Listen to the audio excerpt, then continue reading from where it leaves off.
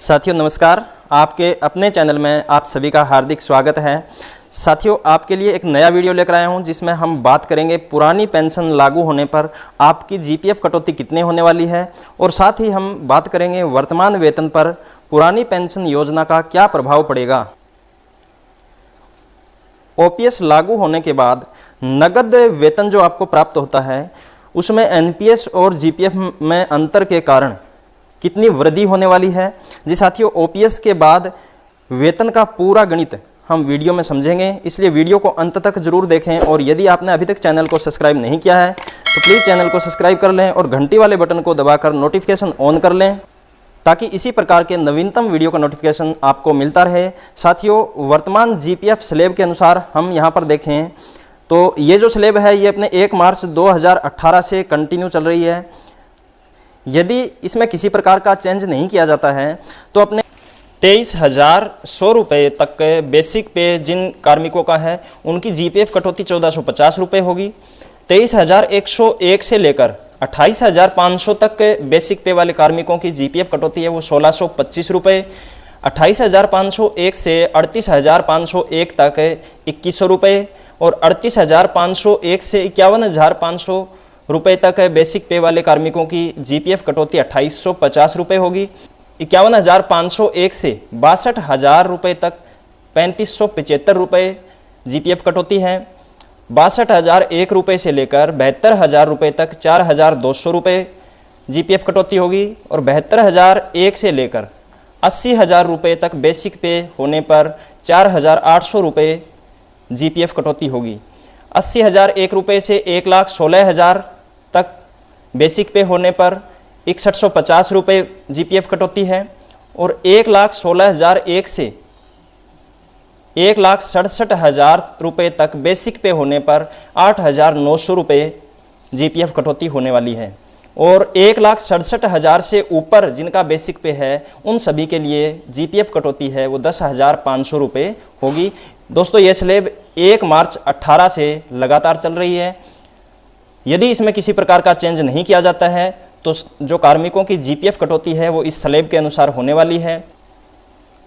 साथियों, अब हम कुछ एग्जाम्पल की सहायता से ये जो स्लैब है जीपीएफ की इसके अकॉर्डिंग अपने वेतन नगद वेतन जो हमें प्राप्त होता है उसमें कितना अंतर आने वाला है वो देखेंगे। साथियों, 25 अक्टूबर 2021 को जारी आदेश के अनुसार 1 जुलाई 2021 से वर्तमान में जो डीए दर है वह 31% है। यहाँ हम समझ सकते हैं जिसके अनुसार आप अपने बेसिक के अनुसार अपने वेतन में आने वाले अंतर की गणना आसानी से कर सकते हैं। देखिए दोस्तों, यहाँ पर अगर किसी का बेसिक पे 23,100 रुपये हो तो 31% डीए के अनुसार यहाँ पर डीए है वो 7,161 रुपये होगा और डीए और बेसिक पे दोनों को मिलाकर के 30,261 रुपये होंगे और इसकी जो 10% एनपीएस कटौती होती है वो 3,026 रुपये होती है। अब यहाँ पर पुरानी पेंशन लागू हो जाती है तो उसके बाद एनपीएस की जगह जीपीएफ कटौती होगी जो 1450 रुपये होगी। और यदि इन दोनों का एनपीएस का और जीपीएफ का अंतर हम देखें तो हमारा जो नगद वेतन मिलता है उसमें 1576 रुपये का अंतर आ जाएगा। यानी अकाउंट में जीपीएफ और एनपीएस का यदि हम अंतर देखें तो 1576 रुपये अपने खाते में ज़्यादा जमा होंगे। इसी प्रकार अगर 28,400 रुपये किसी का बेसिक पे है तो उसका डीए होगा 8,804 रुपये और टोटल जो डीए और बेसिक है वो मिलाकर हो जाएगा 37,204 रुपये और इसका 10% एनपीएस कटौती होगी 3,720 रुपये और जीपीएफ की जो स्लैब है वो 1,625 रुपये की स्लैब में ये आता है। तो यहाँ पर दोनों का अंतर जो है वो 2,095 रुपये होगा। यानी कि 2,095 रुपये एनपीएस और जीपीएफ का डिफरेंस जो है वो ज़्यादा अपने खाते में जमा होगा। इसी प्रकार 38,300 रुपये अगर किसी कार्मिक का बेसिक पे है तो उसका 31% डीए है वो 11,873 रुपये होगा और टोटल हो जाएगा 50,173 रुपये। यहाँ पर 10% एनपीएस 5,017 रुपये होगी और जीपीएफ स्लैब के अनुसार 38,300 बेसिक पे वाले कार्मिक का जीपीएफ 2100 रुपये कटेगा और इनका जो अंतर आएगा वो 2,917 रुपये होगा। दोस्तों यहाँ पर हम केवल कुछ एग्जाम्पल ले रहे हैं और आपका जो बेसिक है उसके अकॉर्डिंग आप अपनी कैलकुलेशन है वो कर सकते हैं, क्योंकि वेतन पे चार्ट जो है 7th पे के बाद में उसमें काफ़ी सारे बेसिक पेज दिए हुए हैं अलग अलग लेवल के लिए, तो सभी की कैलकुलेशन यहाँ पर कर पाना संभव नहीं है। तो इसलिए आप अपने बेसिक पे के अकॉर्डिंग आप अपनी जो कैलकुलेशन है आपके वेतन में कितना अंतर आएगा, कैश पेमेंट है वो कितना ज़्यादा होगा, वो आप आसानी से इसके आधार पर कर सकते हैं। आगे है अपने 51,500 रुपये। यहाँ पर देखिए इसका जो डीए होगा वो 15,965 रुपये होगा 31% के हिसाब से, और टोटल जो हो जाएगा डीए और बेसिक का मिला करके वो 67,465 रुपये होगा।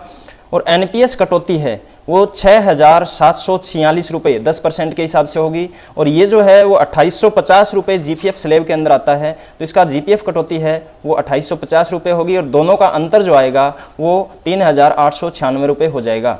इसी प्रकार 61,400 रुपये यदि किसी का बेसिक पे है तो उसका डीए 19,034 रुपये होगा, दोनों का टोटल 80,434 रुपये हो जाएगा। और एनपीएस कटौती जो 10% है वो 8,043 रुपये होगी, और जीपीएफ स्लैब है इनकी वो 3,575 रुपये है। तो इनका जो एनपीएस और जीपीएफ का डिफरेंस आएगा वो 4,468 रुपये का आएगा, यानी एनपीएस और जीपीएफ के बेस पर जो अधिक राशि जमा होगी अकाउंट में वो 4,468 रुपये होगी। इसी प्रकार अगली स्लैब की हम बात करें तो 72,000 रुपये यदि किसी का बेसिक पे हो तो उसका डीए है वो 22,320 रुपये होगा, और दोनों का टोटल 94,320 रुपये हो जाएगा। और यहाँ पर 10% एनपीएस कटौती 9,432 रुपये, जीपीएफ कटौती है वो 4,200 रुपये होने वाली है, तो दोनों का अंतर जो है वो 5,232 रुपये आ जाएगा।